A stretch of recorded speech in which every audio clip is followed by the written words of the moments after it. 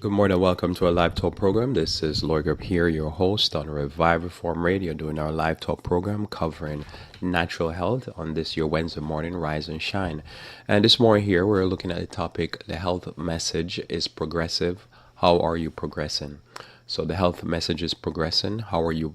Is progressive. How are you progressing? So welcome again to our live talk program. Hopefully, you had a blessed night rest and you're ready to take on today, this day that the Lord has given you.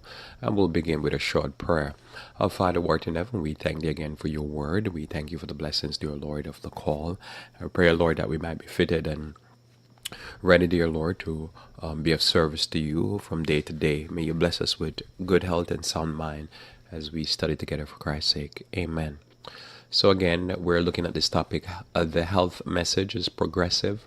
How are you progressing?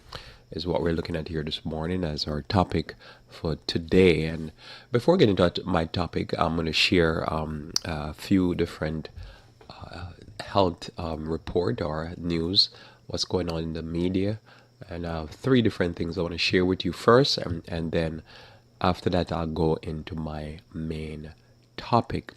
And so just want to pull some information here, three different articles, three different things. There's many things going on, but I choose to share three this morning here with you. So the first one I have to share, this is taken from Mother Jones, and is written by Tom Philpott, and it's about salmonella. It's a long article, so I won't be able to go into all the details of it. I'll just take a few paragraphs there. You can read the whole thing over there by Mother Jones, and it's entitled "Your Chicken's Salmonella Problem is Worse Than You Think."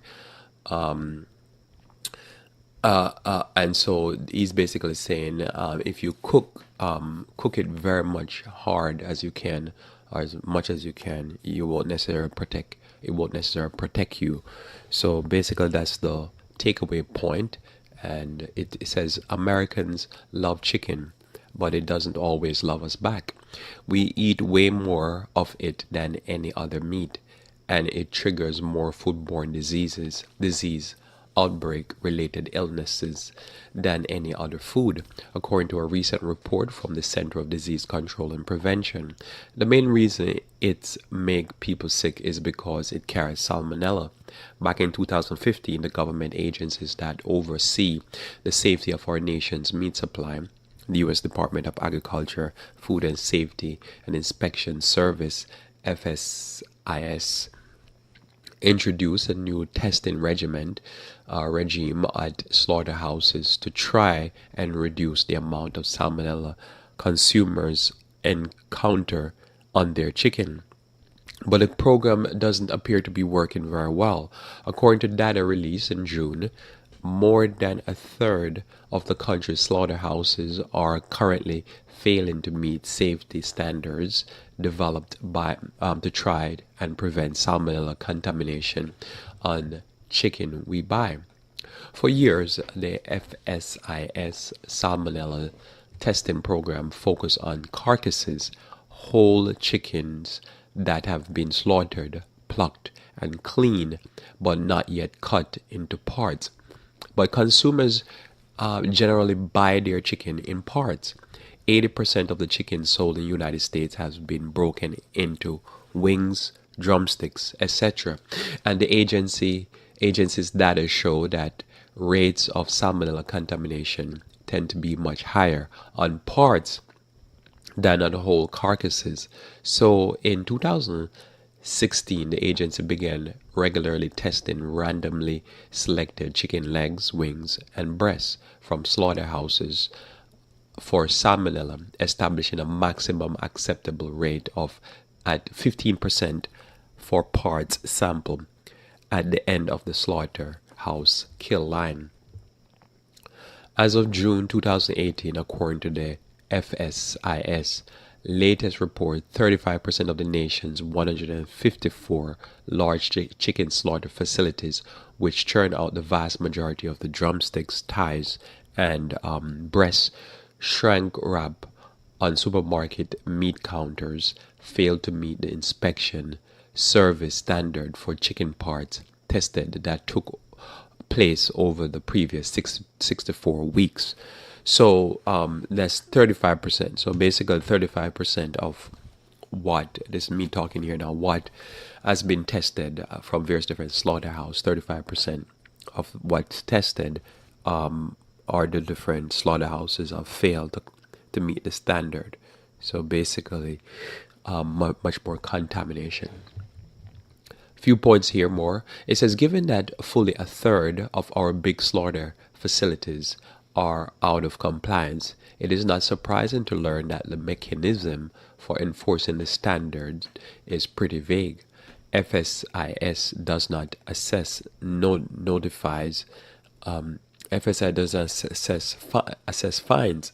An agency spokeswoman told me when a facility gets a Category 3 status, the FSIS notifies the poultry company and it is expected to consider these data in their food safety system and take action.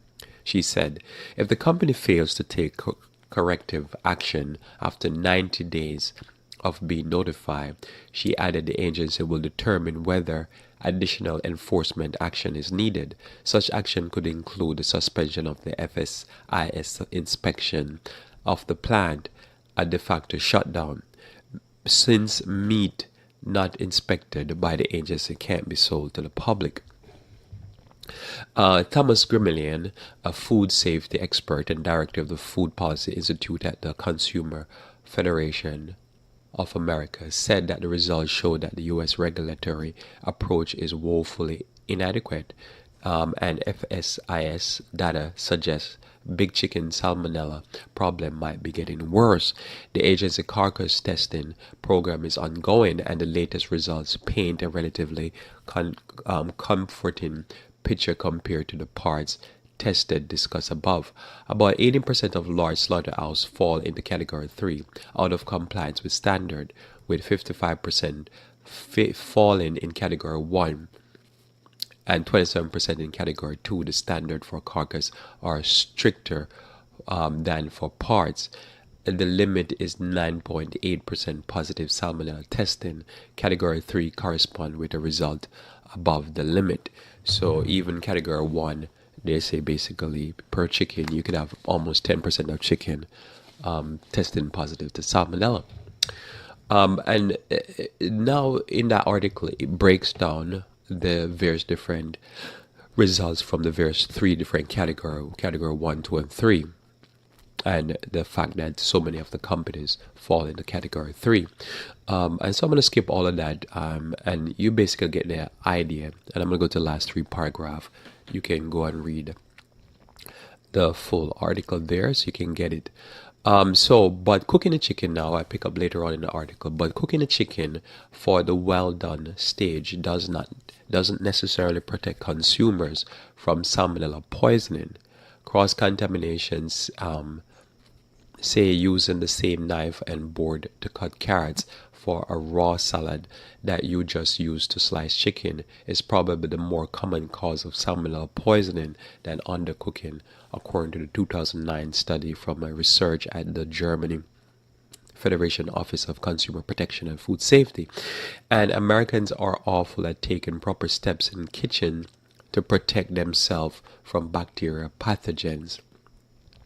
A recent FSIS observational study found that people performing tasks like cutting poultry fail to successfully wash their hands 97% of the time they should have.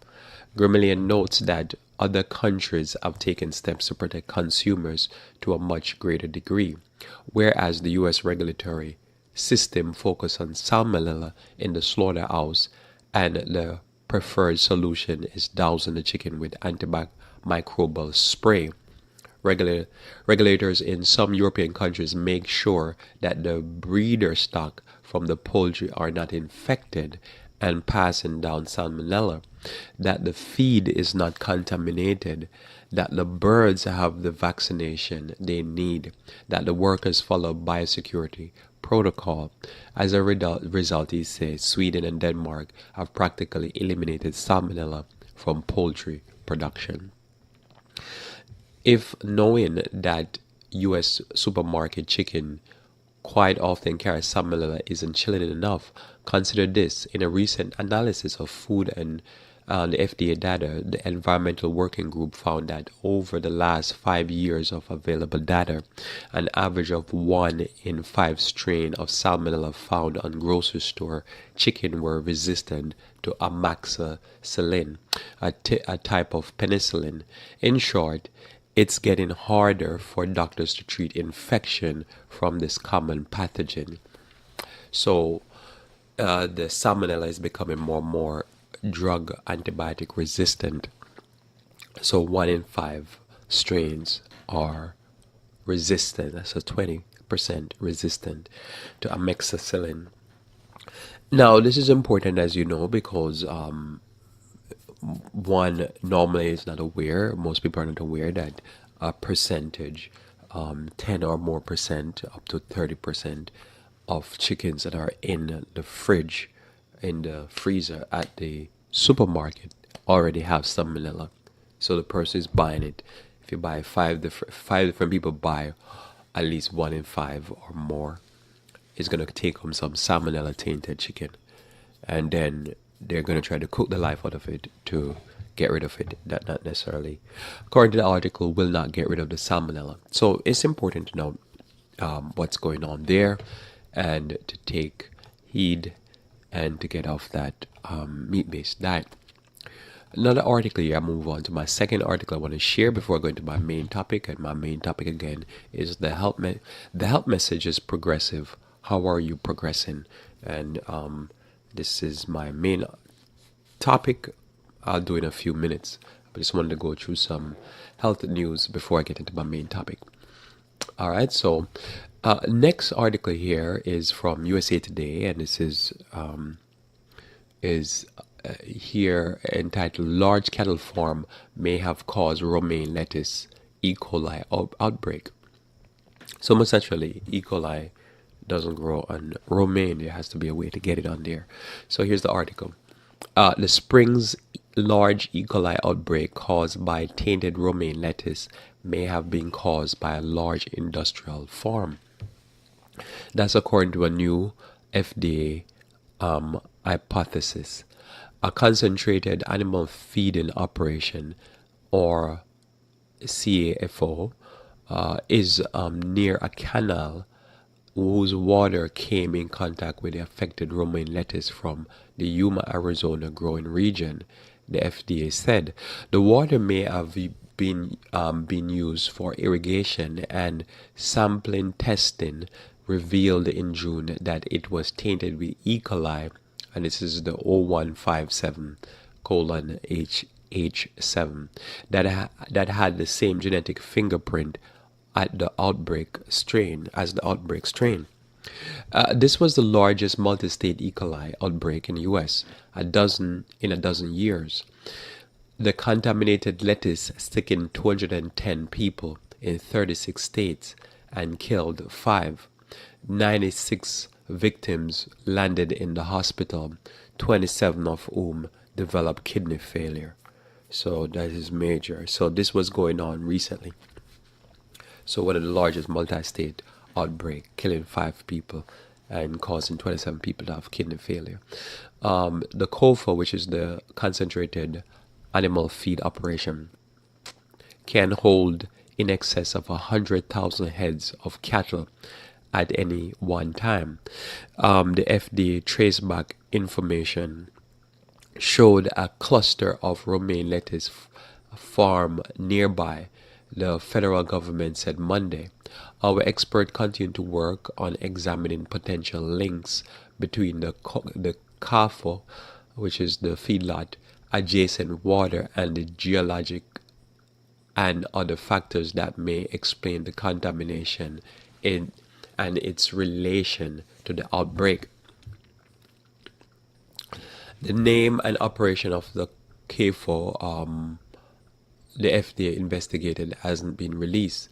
Some CAFOs are criticized for the strong stench emanating from their farms, caused by the large amount of feces generated by their animals. E. coli live in the environment food and people and animal intestine and fecal matter, according to the Center for Disease Control and Prevention.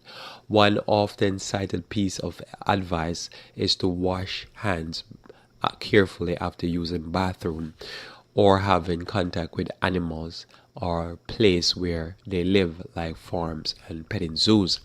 The bacteria in animal waste could make their way into water one of two ways, explained University of Florida's food safety expert Keith Snyder.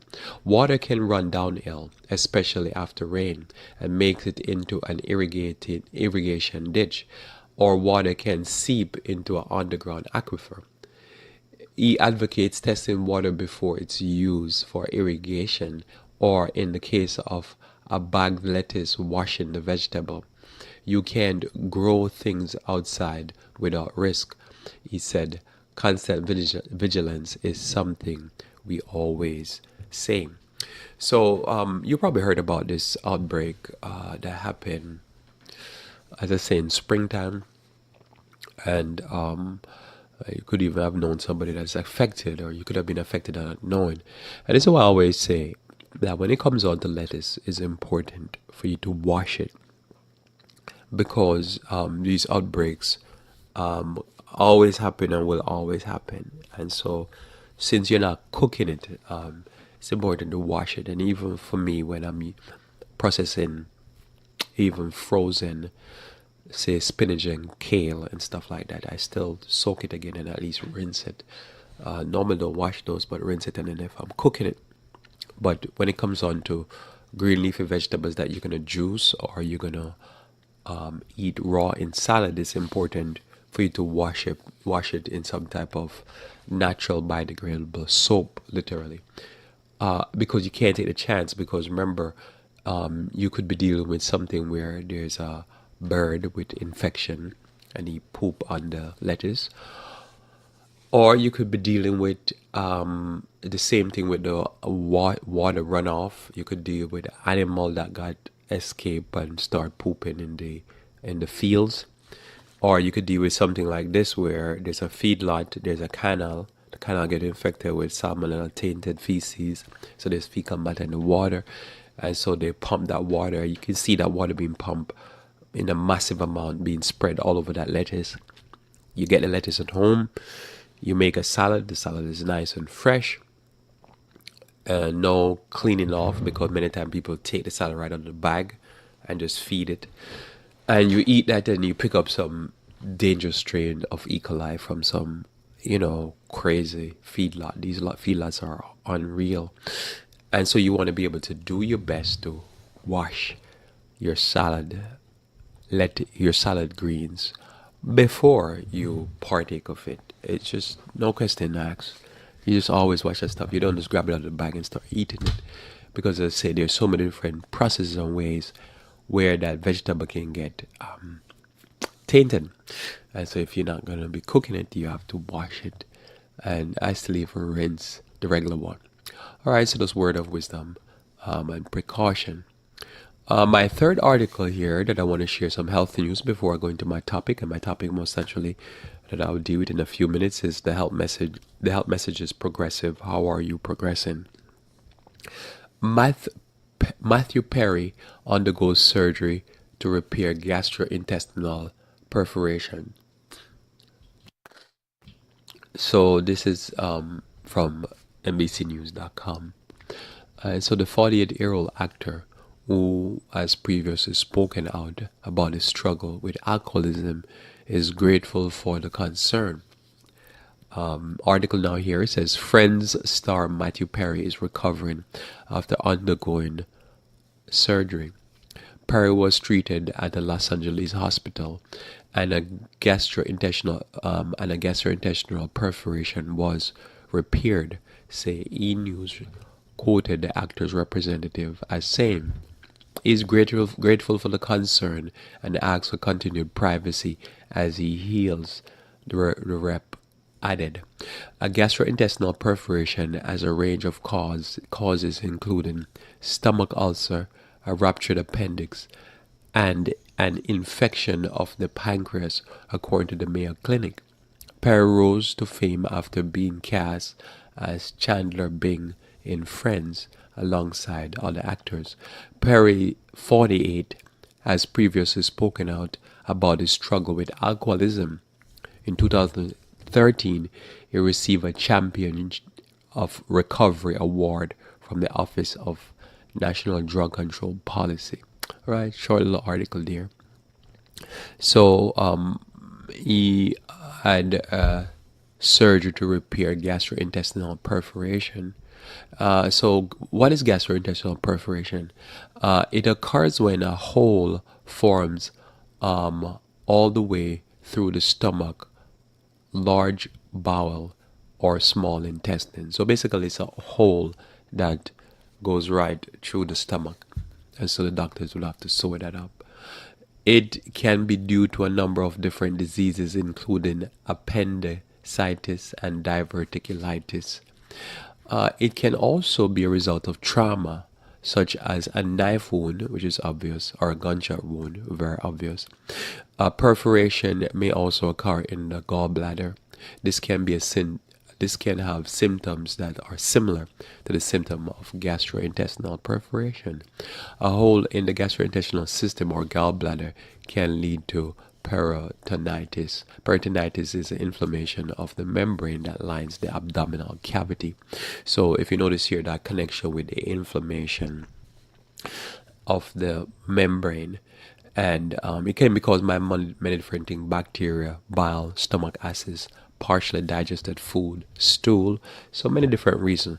So if you notice in a quick article I read, it said that Matthew Perry here had a talk about he had an alcohol problem, and most actually, if you see there, it basically is a hole that is burned or perforated, by a stab wound or something through the abdominal. So at the end of this little piece here, it says smoking and excessive use of alcohol increase risk of gastrointestinal perforation.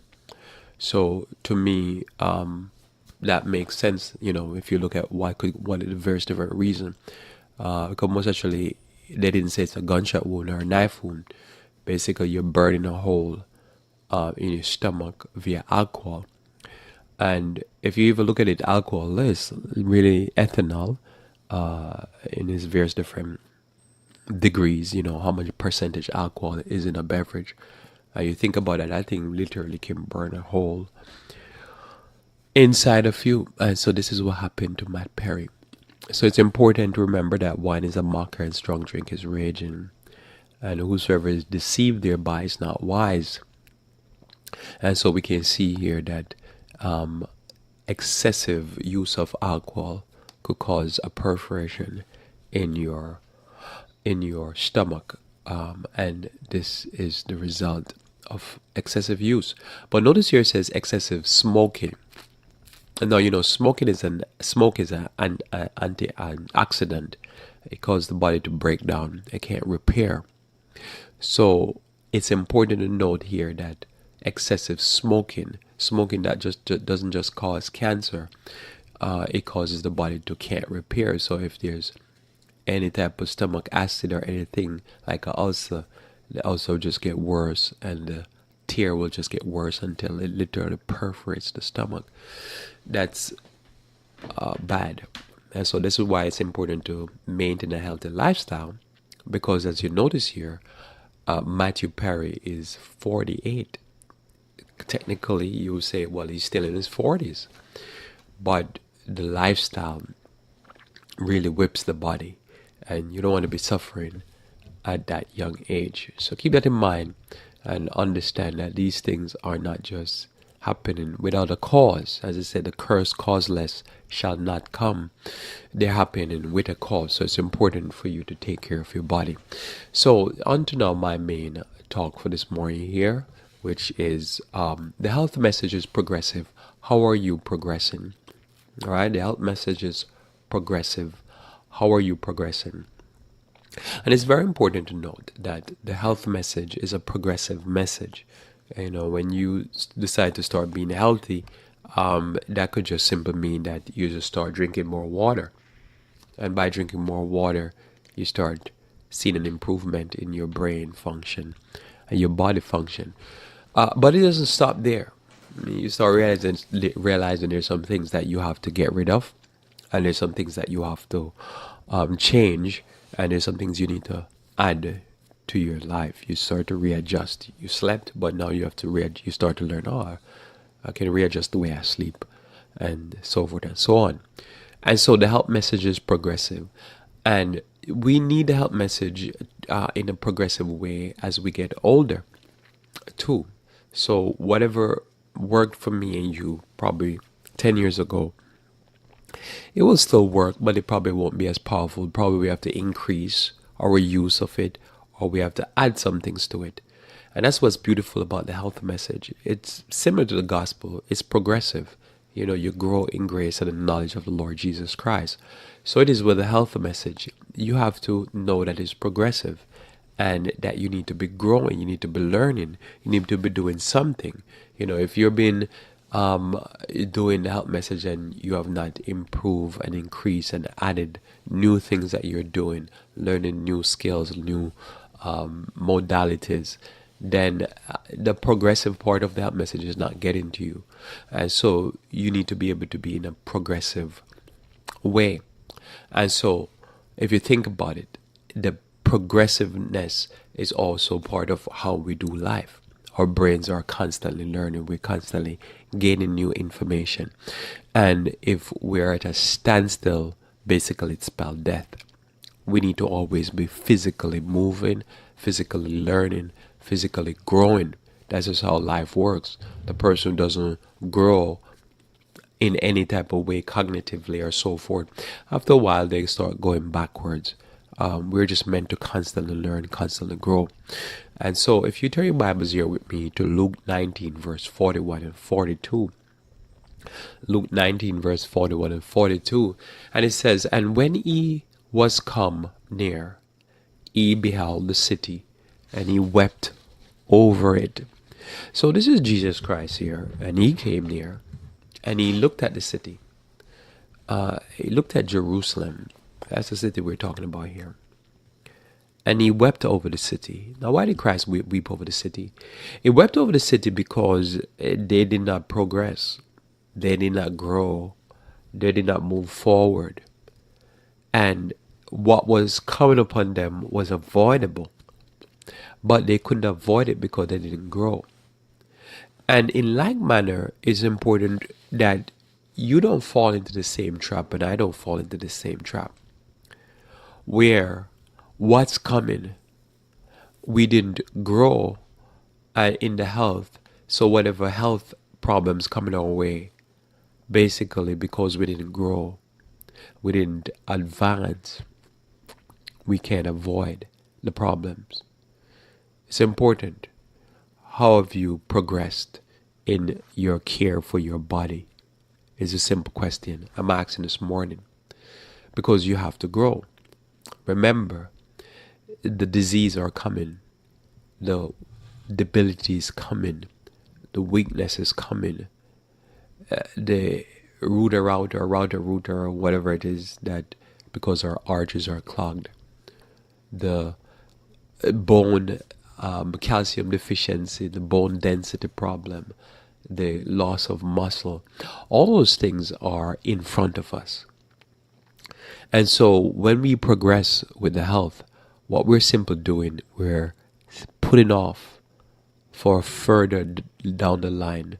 We're removing from in front of us, at least for the upcoming years, ill health. And so that we don't have to be wept over because we're going to suffer much and our suffering is avoidable. Simply, we're making moves today in order to avoid trouble tomorrow. And that's what it is. So when you look at Christ, Christ looked at Jerusalem. And what was coming upon Jerusalem, they could not avoid it. And they could have avoided it by simply listening to the messenger. They could have listened to John. They could have listened to Jesus. But ultimately, we know the story. They put away Jesus. They got rid of him. They didn't want to hear him. They shut him up. But by shutting him, shutting him up, they simply was getting rid of the solution for their future safety. Because he was saying to them, you gotta change. And I say the same thing to you today. That if it's diabetes, if it's high blood pressure, if it's any type of hip replacement surgery, what did you do in the health message? Could it be that if you took on a serious exercise program, drop weight, and become fit, that you save yourself a knee surgery? You started eating better, you start to learn some natural modalities to get your ligaments going, get them growing so that you don't have to do any stem cell surgeries or any stem cell replacement to fix the cartilages that you have that are being worn out. What is it that you're supposed to be doing that I don't have to weep over you, Jesus don't have to weep over you, and you don't have to weep over your pain and debility? This is what you need to do. But the health message is progressive. So wherever you're at in your health walk, you can be a better place. You just have to know that you need to be progressing. You need to get up and go. Just wait until I finish this talk here this morning, and then you get up and go. So verse 42, saying, so Christ wept over it, saying, if thou hast known, even thou, at least in this thy day, the things which belongeth unto thy peace, but now they are hid from thine eyes. So it's today. If thou art known today what belongeth to your peace, but because you didn't know, it could be hid from your eyes. See, there's people right now who are not interested in how to take care of their body naturally. So when their pain come, because they never learn, it will be hid from their eyes what to do to have peace instead of going through years of suffering. And it's important for us not to do that, because that's why the health message has to be progressive, because our learning and our practical is progressive. When you learn and you apply, and you learn and you apply, it opens you up to learn more. But if you're not learning and applying, it shuts down your ability to learn and to apply. And so hence when trouble comes, you have no solution, and the solution is hid from your eyes. But if you're learning the techniques and you're doing the things, what it is, it put you in a better shot, it put you in a better position to be able to see and to get to the next level. So that at each stage, whatever challenges you have facing you, that it's going to be a health challenge, it's going to be a mental challenge, you already at that position where you can see and you can learn. Remember, the disciples at this point, they moved forward in learning. They stepped forward and they were learners. So the troubles that the rest of the people were going to face, they didn't face. And it's important. Just think about the average person today going through all the suffering. And probably all they need is a little balm. But they're going to go through a lot of suffering, not knowing that there's a balm, literally. A balm with some St. John's wort, a balm with some calendula, a balm with some, mental crystals, whatever it is, to take away the pain. So they're suffering the pain and they don't know. Think about the amount of people today that's going to go through problems with gout. And they're suffering all kind of pains with gout. And there's a solution for them. Simple solutions. But they don't know. So it's hid from their eyes. And you see the pain they're going through, but they don't know. Because why? Because when it was time for them to learn, they didn't learn. When it was time for them to grow, they didn't grow. They became silly. Just think about it. A person who is a skeptic, a scoffer, a person who will mock a truth, it doesn't change their reality because they mock. It's like a person get a bucket of chicken and they sit there and mock at a person who is, say, a vegetarian. And they sit there eating all that salmonella and all that leukemia. It doesn't matter that they mock. It doesn't change the fact of the salmonella in that bucket and that chicken was even deep fried and they cooked the life out of that chicken. It doesn't matter that they might scoff and they might make a fool of somebody or play the fool and disrespect somebody who is like, I'm going to stay away from that. It doesn't change that some leukemia in that bone marrow, in the blood of that chicken. It doesn't change the fact that they might eat it, and then pass on that leukemia to their child. Doesn't matter.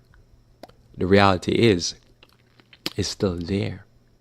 And it's the same thing with just about any type of disease or lifestyle disease. It doesn't matter what others say or what you think.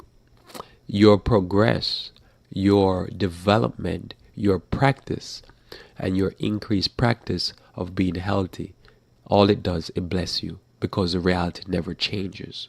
So it's important for you to think about life and think about it this way. I'm going to read it again. If thou hast known, even thou, at least in this thy day, today when you had the opportunity to grow and to learn, the things which belong unto thy peace, but now they are hid from thine eyes. You see that there? If thou had known today the thing that belonged to thy, not to Christ's peace. No, Christ would be happy if you accept the truth and to walk in the grace of God. But all you're doing is you're doing it for your peace. If you develop a sound constitution, a rock solid body, all you're doing is you're doing it for your peace. You're just going to enjoy the body you live in. But if you say, well, you make your appetite get a hold of you, and you did not grow in self-control, all you're doing it for your own disturbance, your own sadness, your own pain. But if you grow and you develop, as I say, the self-control that is needed, and you start to learn to exercise more self-control, you're just simply doing it for your peace. You're doing it for your lack of pain. You're removing pain further away from you. Because there's many people say, oh, I'm in my 20s, I lived. And you meet them in their 60s and they never lived again after their 20s. All they've experienced is failure, pain, suffering, no peace of mind, no peace of heart, a lot of guilt, a lot of problem. You don't want to do that. You want to be able to go through, and if God gives you life, decade after decade, you enjoy peace on this earth while others have torment. And that's simply it. And so, the health message is progressive.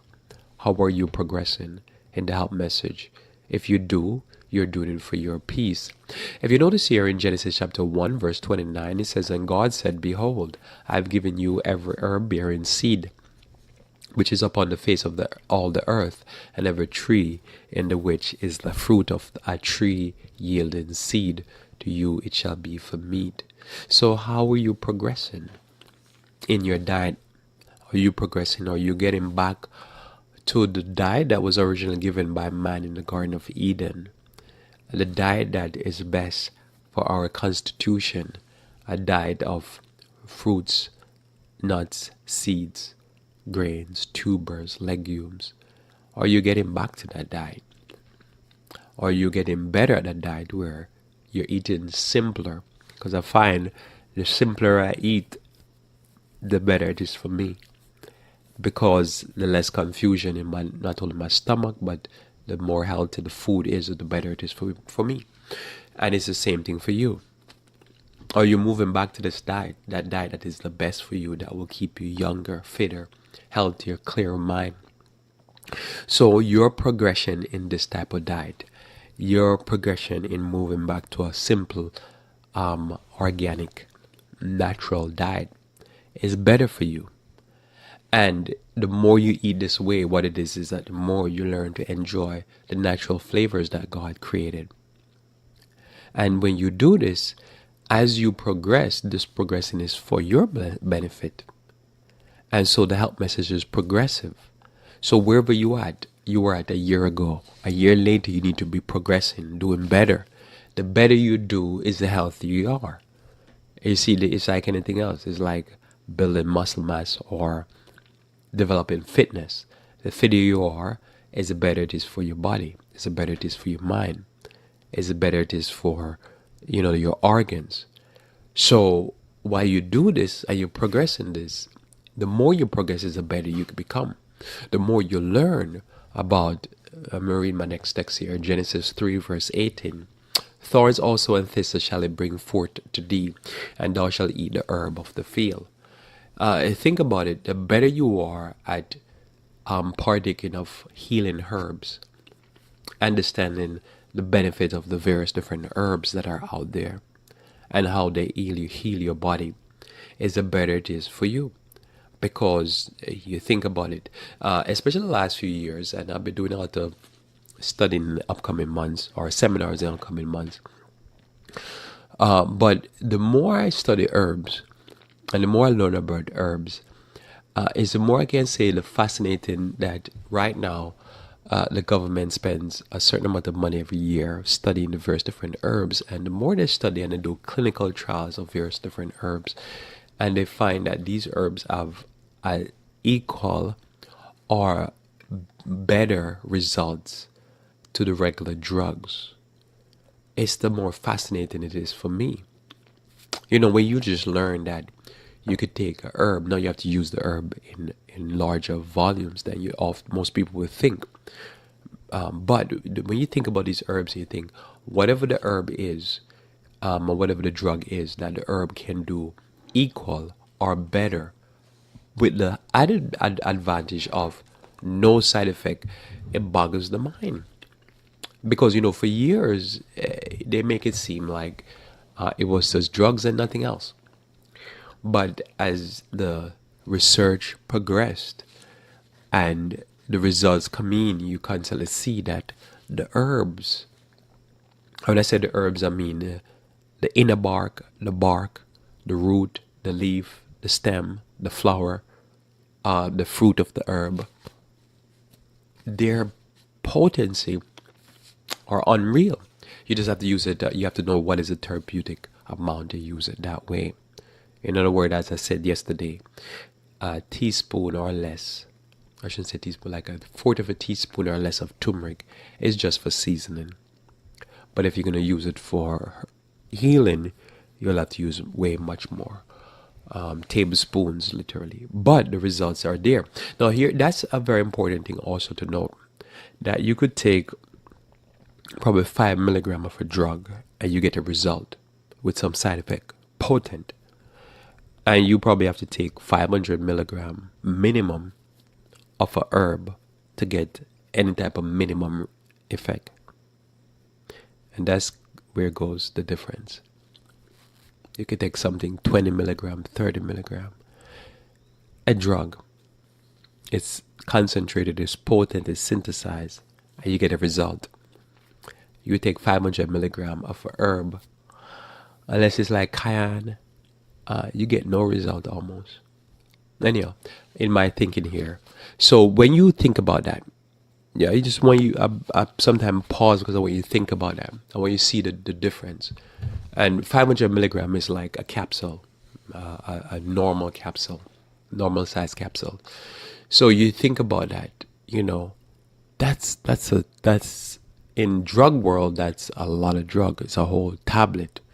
And you probably get no result or minimum result.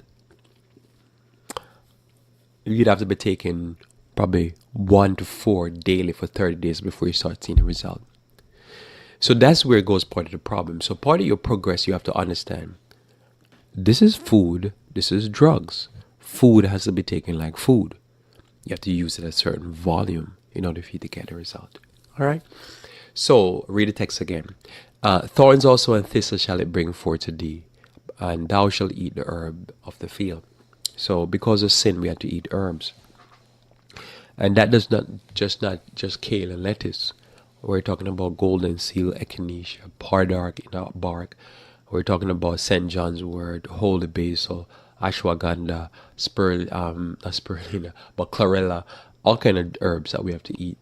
We partake of them and we get the nutrients that they bring. They bring many different unique nutrients that heal different parts of our bodies. So when I ask the question, how are you progressing? How is your herb game going? How is your green game going? How is your root game going? In other words, how much root are you partaking of? Bark. How much leaves are you partaking of on a daily basis? Is your body being healed? If you're not doing this, you're really not progressing. You've been stagnating. How's your exercise? How's your water? How is your meditation? When I say meditation, I'm talking about how do you spend time where you quietly can think on the Word of God, think on a text, or are you always rushing, busy? How is your de-stress? How is your sunlight game going? Do you get some time out in open air where you can exercise and partake of the sun? Or the sun can partake of you. Sometimes I feel like the sun is partaking of you.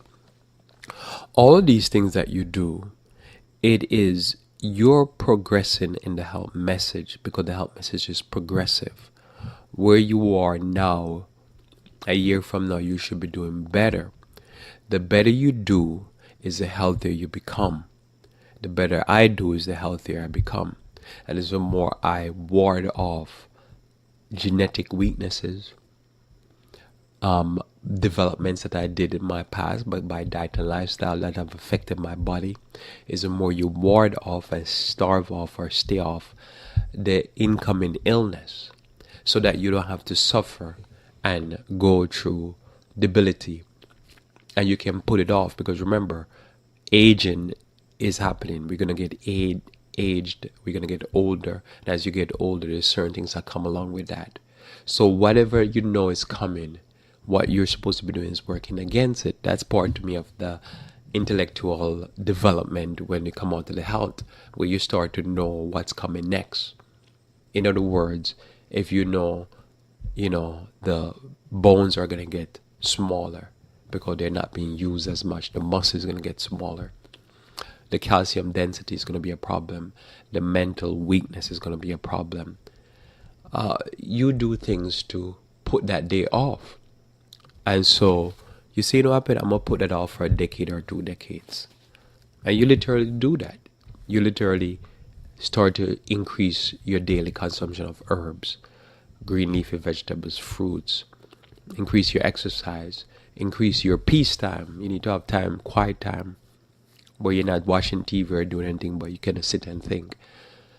You do the things you need to do and progress. So you're not at the stage, because remember, when at least for me, when you start out, you start getting rid of stuff and start learning substitutes.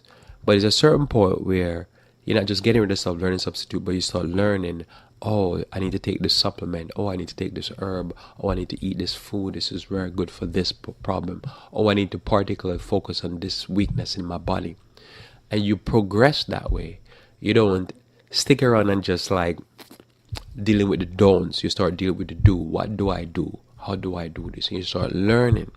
And as you do this, you'll find that your health will increase. But you shouldn't be sitting there and like, okay, you've been overweight for 5 years. Do something about that. Just don't sit there like that. You've been dealing with a ill health problem for 5 years. Do something about that health problem. Start focus on it. Fight back. Progress. Move forward. Because it's one thing to say the health message is progressive in the beginning. It's another thing to say, no, it's really progressive. I'm progressing. I'm getting better. I'll read Proverbs chapter 1, verse 23 through 33. Proverbs 1, verse 23 through 33 says, turn ye at my reproof. Behold, I will pour out my spirit unto you. I will make known my words unto you. So when you learn to move in a different way, the Bible says you should turn at the reproof. Remember, there's 2 people as you read Genesis, in John chapter 3, verse 18 onward. It says there, this idea that there's 2 groups. One person come to the light that they might be able to change. They want to change. They want to know what to do. Another person see the light and they hate the light and they go away from it and even fight against it. So this is what you're going to always do. If I'm presenting even the truth, whatever truth is, health, gospel, there's one group of person that they hear the truth and they don't want to hear it. So they do everything to shut up the truth. They're upset by it. It's not for them. Then there's another group of person who they want to know what to do. By God's grace, you are in that group. You want to know what to do. You want to know how to be healthier. And here is one of the first things you know. turn at my reproof. When you get a correction, when you're told, don't do it this way, do it that way, instead of fighting against it, by God's grace, you turn and say, oh, I'll do it this way. But notice here it says, I will pour out my spirit on you. The whole idea of pouring out the spirit, as what David says, is that the Lord can fill your cup and let it run over. So you can, if you're seeking health and you want to know how to be healthier, you can not only get health, but you can get healthier than you ever imagined. And you can enjoy things more than you ever imagined. Like, there's things I look forward to in my diet right now that I never even knew about. Because, most of the time it was just, I'm staying away from meat because it's dangerous, it's filled with all kind of cancer and stuff like that. Okay. But you get to a point where you're like, oh man, I love this thing here. I wish somebody had told me about this years ago. You see, so there's a progress there that you get what you're looking for. Like, you come asking this question and you get the answer, but you get more than what you were looking for in the first place. And that to me is the power of the progression of that message, where you can keep growing. So I will make known my words unto thee, because I've called and ye refused, and I've stretched out my hand and no man regarded. So you think about it, I always find it fascinating that as there's more vegan, vegetarian places open up, there's more of these fast food type junk food, deep fried steakhouse that opens, that are packed. So you think about that. There's some people who will increase in the knowledge, natural health knowledge, while there's others who will increase in the bad diet lifestyle. You think about the last so many years, there's been an increase in the amount of healthy options that are available in a general supermarket. There's an increase in the amount of organic, natural foods, information online and various different places on how to naturally be healthier. But while there's that increase, there's also an increase in obesity. There's an increase in cancers. There's an increase in all these different things. So you know that no matter what's happening in life, there's always going to be that two groups. This was there from the beginning, Cain and Abel, and it's always be to the end of time. So you have to know that even a simple text like what we're reading here, there's one person that will turn, will listen to reproof, will be blessed by the Spirit, and there's another person that will be like, I ain't listening to nothing, and they're going to end up like Jerusalem, just messed up and damaged and destroyed. You think about how many times you meet a person, whether in the community or in the church, and they have a story, and you probably see them with an oxygen tank, and they can't breathe, and they're 200 pounds overweight, and they're slugging along, dragging themselves, and you see that person, and you have to remember that most of the time that person have heard so much, but they refuse, and they just decide that they're going to go down the road of pain and suffering. And then there's another person who say, hey, tell me more, and they decide that they want to learn, I want to change, I want to increase and improve. You need to be that person. I need to be that person that the reproof works. But as I said, there's so many people you meet, and they're there and they're dragging an oxygen tank ready for someone to light a match and blow it up with themselves. And they're not listening to nothing, because they don't want to hear nothing, because they're not reproving, they're getting worse. And if you say something to them, it makes them get worse.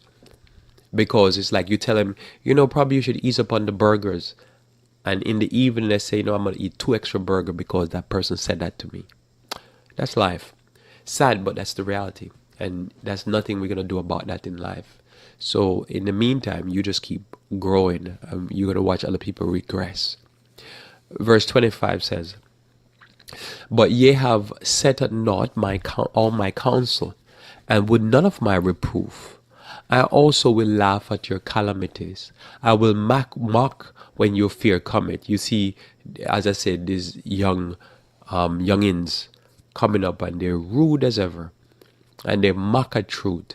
So when their whippings come, and when they jump off buildings and shoot themselves, the Bible says, Lord, we just mock at their calamities.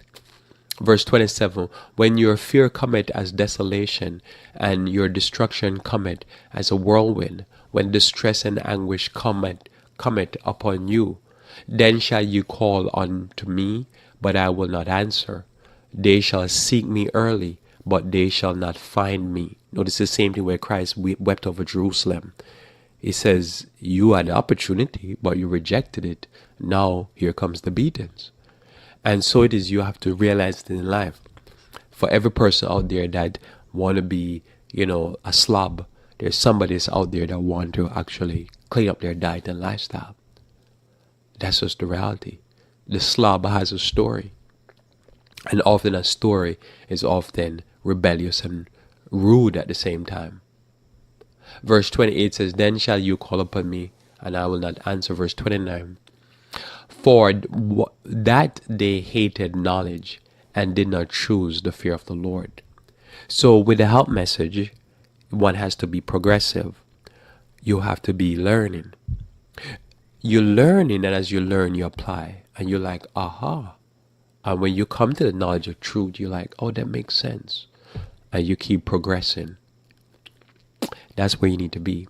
Others, they'll be like, I don't want to hear that. And then now when the pain come, they're like, why am I suffering? Well, because you don't want to hear. See it happen all the time. They never progress. You need to progress. They would none of my counsel. They despised all my reproof.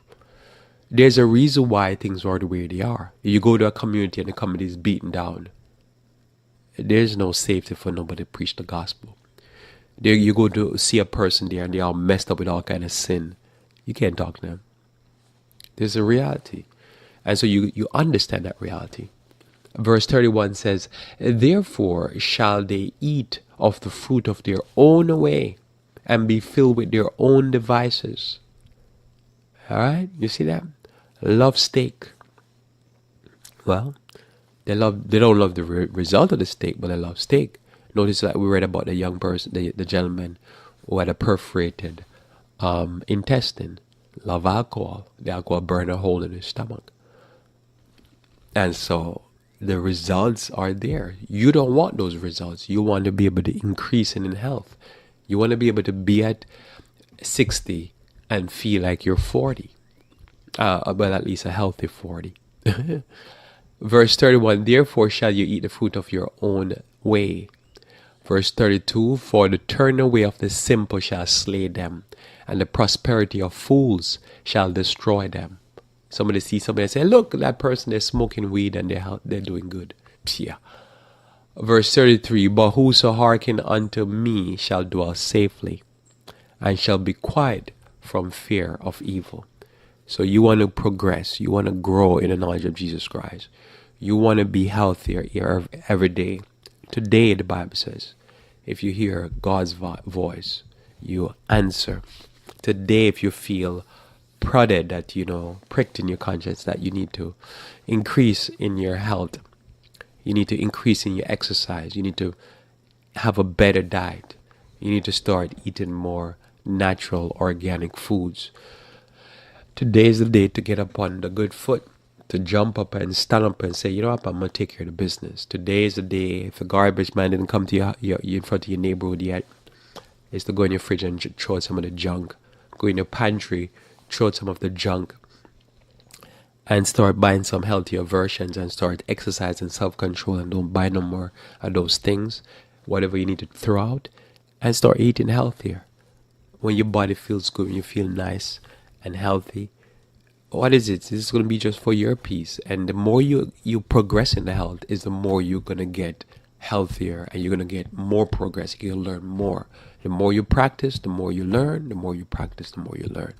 And the blessing is going to be all yours. So I encourage you this day to progress in the health message, to move forward. Don't to sit there and stagnate. Don't let things that are coming upon you just overcome you, and then all you're doing is crying and mourning because of your pain. Get rid of those sores and pains. God will bless you. Let us pray. We thank you, Lord, again for the blessings of this day, for the blessings, dear Lord, of your biblical health message that you give to us. I pray, Lord, that we might exercise these things, that we might practice these things. And as we practice, we will open our understanding to learn more. Bless us, we pray, as we go through this day for Christ's sake. Amen. Thanks for being with me here on Revive Form Radio. Looking forward to talking to you tomorrow morning live again, where we shall talk about current events. Until then, I pray that you may continue to walk with the King.